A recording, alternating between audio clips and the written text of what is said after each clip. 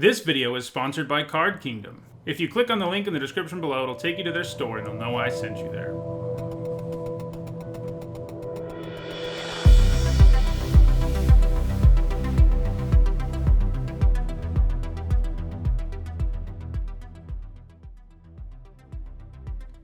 Hello everyone, I'm Nitsahone, and today is Friday, so that means it's time for another MTG Top 10, the series where I rank cards based on how well they have performed at Magic's highest level of competition.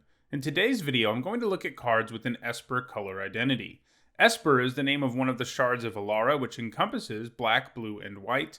To have an Esper color identity, a card has to have mana symbols of those three colors appear somewhere on the card. This can be in the casting cost alone, and it can also include the text box. Like when I looked at Abzan, I decided to exclude lands, because I thought it would have made the list considerably less interesting. Everyone knows that most tri-lands have been played a lot. You don't need me to tell you that. In all, that means 44 cards were eligible for this list, and in this video, I'll talk about the 10 that have left the biggest impact on competitive Magic. Before we get started, a quick reminder on how I score cards in these videos. A card gets 2 points for every top 8 at a Pro Tour, Players Tour, Mythic Championship, or Mythic Invitational, as well as for Legacy and Vintage Championship top 8s. A Grand Prix or Magic Fest top 8 is worth 1 point. At number 10, I have Resounding Wave. The Wave is part of a well-designed cycle from Shards of Alara. Each of the shards got a monocolored spell that could also be cycled for a cost involving all 3 colors of the shard. This is a neat way to do cycling, because most of the time, cycling a card is going to give you a less powerful effect than casting it, but in the case of the cards in this cycle, including the Wave, cycling the card not only draws you a card, but gives you a more powerful effect, and it should, because it costs a ton of mana. But yeah, the Wave is a reasonable card already. 3 mana to bounce a permanent at instant speed isn't too bad, but having the additional upside of being cycled in the late game and bouncing 2 permanents is nice. It sort of makes it into a split card. The Wave's single point came in a modern Storm deck. At number 9, it is DROMAR the Banisher, another card that's part of a pretty cool cycle. We've had a few different blocks focused on 3 color combinations, the most obvious ones being Invasion, Alara, Tarkir, and Ikoria. In Invasion block, each shard got a legendary dragon in its colors, and DROMAR is the representative for Esper. Like the other dragons in this cycle, DROMAR is a 6 mana 6/6 with flying that has an ability that lets you pay some mana to get some type of effect relating to the color of cards or permanents. In the case of DROMAR, when it hits the opponent, you can pay 2 generic and a blue to return all the creatures of a single color to your opponent's hand. That is not an effect to be taken lightly, as against many opponents that will just mean bouncing 2+ creatures, which is a massive tempo hit to take when you're getting hit in the face for 6 by this huge dragon. Racing against DROMAR is pretty impossible as a result.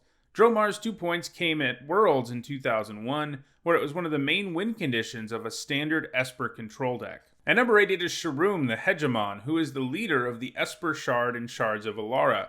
CHROMIUM packs some serious power. A bit of that comes from relatively imposing stats as a 6 mana 5/5 flyer, but her real power comes from the ability to bring back any artifact from your graveyard. This means that she's going to give you a 2-for-1 most of the time, and sometimes she can do straight up busted things, like when she gets back a super powerful artifact that it would be hard to cast normally. CHROMIUM only ever managed 1 Pro Tour top 8 back in 2010, where it appeared in an artifact-heavy deck called Open Filigree. Most of the cards in the deck were artifacts, and the deck had multiple ways to get them into the graveyard, so CHROMIUM had a lot she could bring back. But the ideal thing to do was reanimate Filigree Angel, who would gain you a ton of life, and team up with CHROMIUM in the sky to beat the opponent down. At number 7, we return to Invasion block with DROMAR's Charm. Invasion block gave us the first cycle of 3 color charms with each dragon, and each shard, receiving one. I always like talking about modal cards. The options they give you aren't all that impressive, but the fact you have those options is inherently powerful. DROMAR's Charm is basically a hard to cast cancel, an overcosted disfigure, or a bad life gain spell. But the thing that makes those effects less than good is that they are so narrow. By adding all of these different options, it's more likely you will find a place to play the charm that really benefits you. DROMAR's Charm was played in Esper control decks in Standard, and it was also featured in Huey Jensen's famous Battle of Wits deck that top-8'd Grand Prix Milwaukee back in 2002. At number 6, it is STORMSCAPE Apprentice, another Invasion Block Esper card. As you probably guessed, this Apprentice is part of a cycle. Every shard had a 1-mana 1/1 that had activated abilities of the other 2 colors. This Apprentice gives you a couple of nice options. It's capable of either locking down a creature master decoy style or giving your deck a bit of reach by slowly making your opponent lose life. STORMSCAPE Apprentice saw play in Invasion Block Constructed, where it was featured in Esper midrange decks. At number 5, it is a split card, Trial and Error, which has an Esper color identity because combined, these cards feature the 3 Esper colors.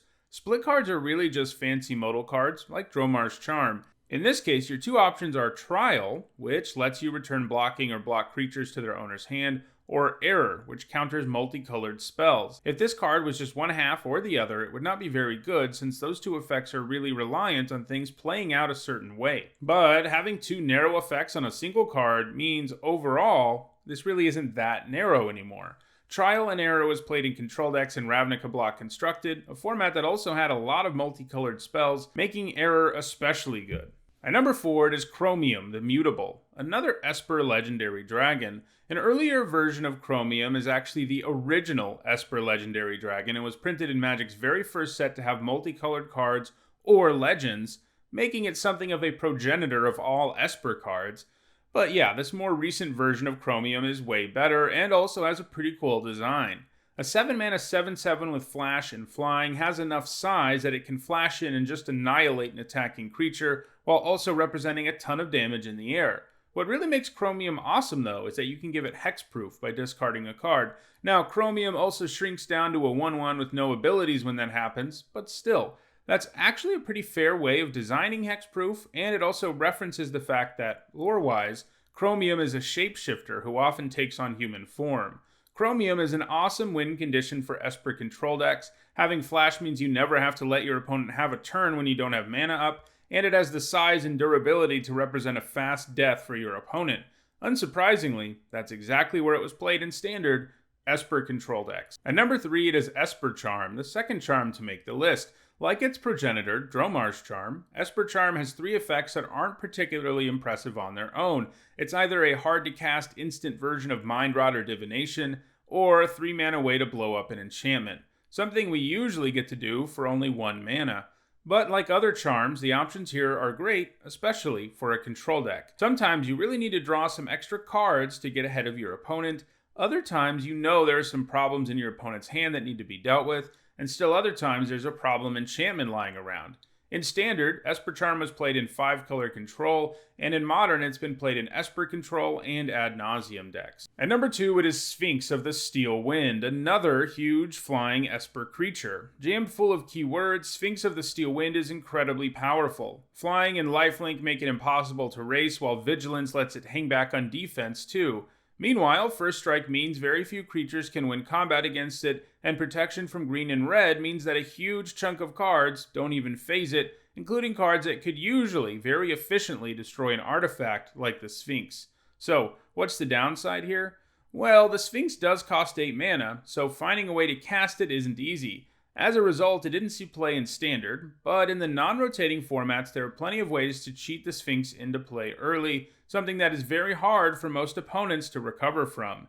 In Modern, this has involved reanimating it with Unburial Rites. In Legacy, it is also put into play with reanimation spells, but also Show and Tell, and in Vintage, it's been brought into play early with Oath of Druids. It found a fair bit of success in all these formats between 2010 and 2017, but unfortunately for the SPHINX, it seems like it's been usurped by Gristlebrand as everyone's favorite reanimation target, and it's probably not going to improve its position on this list as a result.